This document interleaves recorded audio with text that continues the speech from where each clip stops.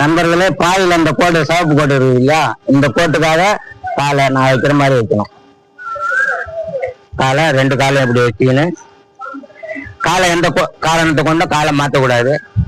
அப்படியே கீழே இறங்கணும்.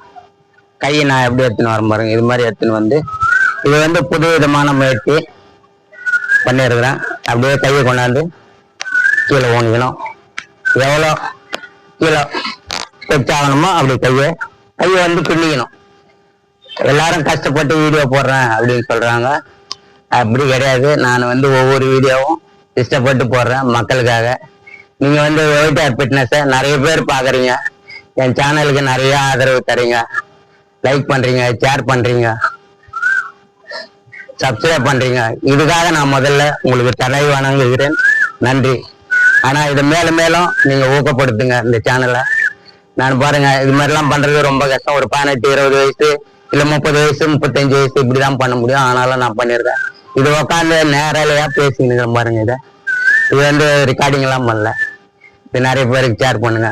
நன்றி, வணக்கம்.